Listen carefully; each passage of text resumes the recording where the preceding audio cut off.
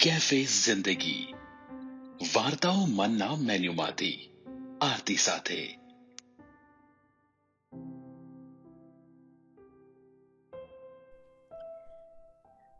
હાય, cafe જિંદગીમાં હું છું આરતી, ને આજે હું તમને વાર્તા કહેવાની છું આશીષની.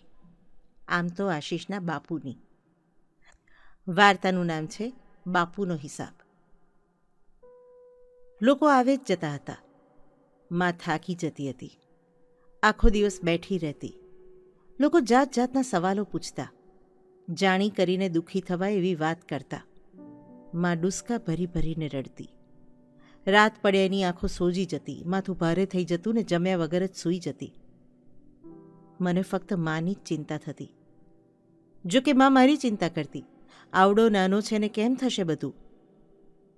સહેજ કોરી થયેલી એની આંખો પાછી ભીંજાવાને વહેવા માંડતી. થયું હતું જેવું. નાનકડી માંદગીમાં બાપુ અણધાર્યા જ ચાલ્યા ગયેલા, અમને એકલા મૂકીને. નાનકડું એવું ખેતર હતું અમારું. ખેતર નહીં, જમીનનો ટુકડો. જોકે અમારો વિસ્તાર આમ પથરાળ ને પાછી પાણીની એ તંગી રહે. સિઝનના શાકભાજી ઉગાડતા બાપુ, ને ઘરની આગળ જ કરેલી નાનકડી એવી કરિયાણાની દુકાન. ચા, ખાંડ ને તેલ ગોળ સાથે કૂણા રીંગણાને ભીંડાઈ વેચતા બાપુ. પાઈ ભેગી કરતા ને અમને ભણાવવાના સપના જોતા.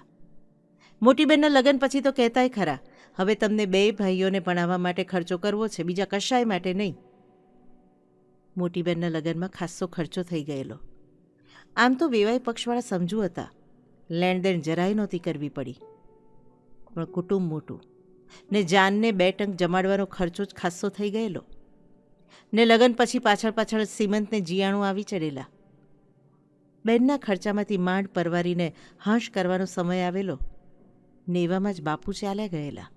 અચાનક જ અમે નોંધારા થઈ ગયેલા. ઘરનો એકમાત્ર કમાનાર જ જતો રહેલો. હું 11મા ધોરણમાં આવેલો ને નાનો ભાઈ તો હજુ 5મા ધોરણમાં. કંઈ સૂઝતું નહોતું હવે આગળ કરીશું શું. કુટુંબમાં કોઈ હતું નહીં. સગાવાલા બહુ ઓછા હતા, ને હતા એ ક્યાંક દૂર દૂર વસતા. ક્યારેક એમનો કાગળ આવી જતો, ક્યારેક ફોન પર વાત થતી. જે હતું એ આ ગામ હતું ને ગામવાળા હતા. સવાર સાંજ આવીને બેસતા, પોતાની રીતે આશ્વાસન આપવા પ્રયત્ન કરતા. સુખ દુઃખને આ સંસારની વાતો કરતા ને ચાલ્યા જતા. બધાનો મત એક જ હતો, દુકાન વેચી દેવી, કાં કોકને ચલાવવા આપી દેવી, ને જે આવક થાય એમાંથી પૂરું કરવું. ને માં એ માટે રાજી નહોતી. બાંધેલી આવકને એ અંથિક, એમાં અમારા ત્રણેયનો ખર્ચો નીકળે એવો જ નહોતો. વળી થોડા સમય પહેલાં જ બાપુએ દુકાનમાં થોડોક વધારે માલ ભરવા હિંમત કરી નાખેલી. જલ્દી ખર્ચ સરભર થઈ જાય એ વિચારે. ને હવે આખું ગણિત બદલાઈ ગયેલું. ને માં જેટલો જ આઘાત લાગેલો જયંત કાકાને. જયંત કાકા બાપુના ખાસ દોસ્ત. એ સાવ પડી ભાંગેલા. એમની ને બાપુની જોડી આખાય ગામમાં રામ લક્ષ્મણની જોડી તરીકે જાણીતી હતી. કાં તો બાપુ જયંત કાકાને ત્યાં હોય, કાં જયંત કાકા અમારે ત્યાં હોય. સાંજ પડે એકવાર તો ભેગા થાય જ બંને જણ. બાળપણથી જોડે હતા બેયને મોટા થઈને એ દોસ્તી જળવાઈ રહેલી. જયંત કાકાએ ખેતીવાડીના સાધનોને બિયારણને ખાતર એની દુકાન કરેલી, બાપુએ કરિયાણાની. મહિને એકાદ વાર બંને સાથે શહેરમાં જતા ને મહિનો સારો ગયો હોય તો શહેરમાં પિક્ચર જોઈને પાછા આવતા. પાછા આવતી વખતે અમારે માટે રામજીની દુકાનેથી પ્રખ્યાત એવું ચવાણુંય લેતા આવતા. એકબીજા વગર ઘડીએ ન ચાલે એવી બાપુને જયંત કાકાની જોડી ખંડિત થઈ ગયેલી. મને જેટલું મા માટે લાગી આવતું એટલું જ જયંત કાકા માટે લાગી આવતું. ઘરની પરિસ્થિતિ વણસતી ચાલેલી. વરસ શરૂ થવા આવેલું ને ઘરમાં ફી ભરવાના પૈસા નહોતા. દુકાનમાંથી જે કંઈ આવક થયેલી એ બાપુના ક્રિયાકર્મમાં વપરાઈ ગયેલી. એ સાંજ ભયાવહ હતી. દુકાન હતી એટલે ખાવાનો જોગ તો થઈ જતો હતો, પણ નહોતું માએ ખાધું, નહોતું મેં. સ્કૂલમાં નહીં જ જવાય એવી ખાતરી થઈ ગયેલી. ને આ બધાથી અજાણ એવો મારો નાનો ભાઈ બીજા દિવસે શાળાએ લઈ જવા ઘરકામ કરતો હતો. માની આંખો ભરાઈ આવેલી ને ગળે ડૂમો. ફરી એકવાર એ સાંજે લગભગ 8મી વાર એણે એની લોખંડની ટ્રંક ફંફોસી હતી, ને પછી ભોંઠી પડી હતી 8મી વાર. ઘરના વરંડામાં થાંભલાને ટેકે માથું ટેકવીને વિચારે ચડી ગઈ હતી. સાંજ થઈ ગયેલી ને તોય ઘરમાં દીવાબત્તી કરવાનું યાદ નહોતું આવ્યું. ને અચાનક જ મા ઉત્સાહથી બોલી ઉઠેલી, અરે! ને એનું મોં મરક મરક થઈ ગયેલું. માને યાદ આવી ગયેલું. બાપુએ 7-8 વર્ષ પહેલાં કોઈ કંપનીના શેર ખરીદેલા ને જયંત કાકાને સાચવવા આપેલા. સારો ભાવ થયો છે એવું એકાદ વાર વચ્ચે બોલેલા ને માને બરાબર યાદ હતું કે જયંત કાકાએ એ વખતે કહેલું કે હજુ સારો ભાવ થવાનો છે. તાબડતોબ મને માએ જયંત કાકાને ત્યાં મોકલેલો. જયંત કાકા 5 દિવસે શહેરમાંથી આવેલા. બહુ થાકેલા દેખાતા હતા. કદાચ બાપુ વગર એમની એ ઉંમર જાણે અચાનક વધી ગઈ હતી. હું ના કહેતો રહ્યો ને એમણે મને જમવા ભેળો બેસાડી જ દીધો. જમ્યા પછી એમણે મને ત્યાં આવવાનું કારણ પૂછ્યું. મેં એમને બાપુએ ખરીદેલા શેર વિશે પૂછ્યું.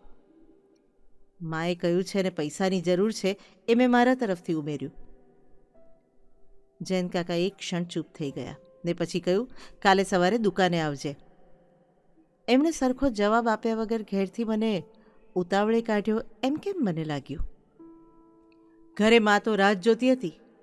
એની આંખોમાં આશા હતી. સવારે દુકાને બોલાવ્યો છે કહીને હું પથારીમાં પડ્યો.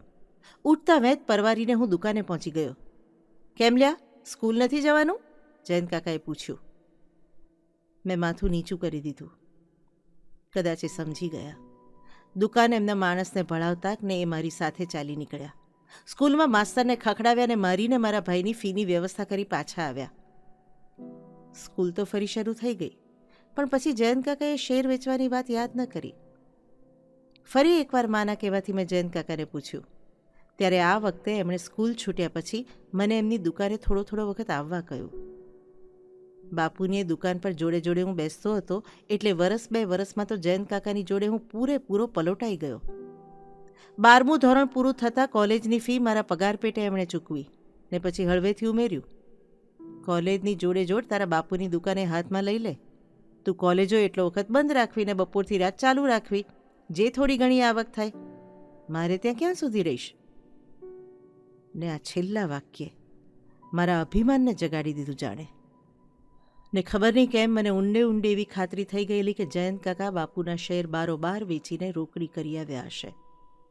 દર વખતે અત્યારે જડતા નથી, અત્યારે ભાવ બરાબર નથી, અત્યારે તેજી નથી, અત્યારે મારી તબિયત સારી નથી એમ કહેતા રહેલા. એ કદી એનો હિસાબ કર્યો જ નહીં એમણે. એ શેર સર્ટિફિકેટના રૂપિયા હાથમાં આવ્યા હોત તો ખાસ્સી એવી રાહત રહેત અમને. ને જાત તોડીને મેં ને મારા નાના ભાઈએ અમારી દુકાનને અમારું ભણતર સાચવવું ન પડ્યું હોત. ખેર, વર્ષો વીતતા ગયેલા. હવે આંતરરાષ્ટ્રીય કક્ષાની સુપરમાર્કેટ્સ ભારતમાં આવી ચૂકેલી ને કોલેજના મારા 2-4 પ્રોફેસર્સ ને મારી ગુડવિલની મદદથી મેં ને મારા નાના ભાઈએ શહેરમાં આવી 3 મોટી દુકાનો ખોલેલી.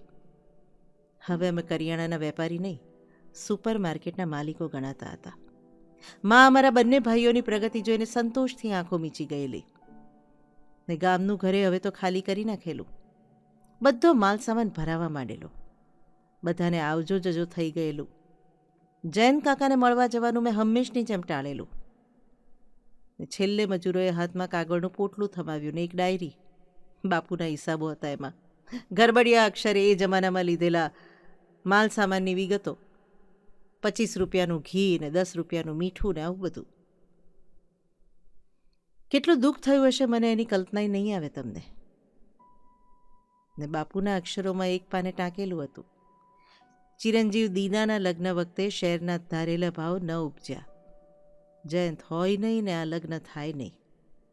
આ જન્મે ભલે જયંત ભાઈબંધ હોય, પણ આવતા જન્મે જયંત ભાઈ થાય એમ ઈચ્છું છું હું.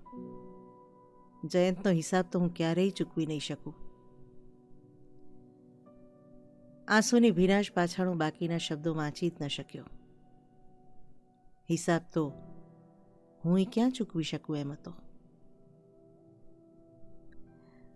કેફે જિંદગીમાં આ હતી આજની વાર્તા, બાપુનો હિસાબ. કેવી લાગી એ તમે મને કેફે જિંદગીની યુટ્યુબ ચેનલમાં નીચે લખશો તો મને બહુ ગમશે. તમારી તમામ કમેન્ટ્સ હું વાંચું છું. વાર્તાઓ, ગુજરાતી વાર્તાઓ, મૌલિક વાર્તાઓ માત્ર કેફે જિંદગીમાં આરતી સાથે. આવતા અઠવાડિયે ફરીવાર એક નવી વાર્તા લઈને હું આવી જઈશ. ત્યાં સુધી બાય.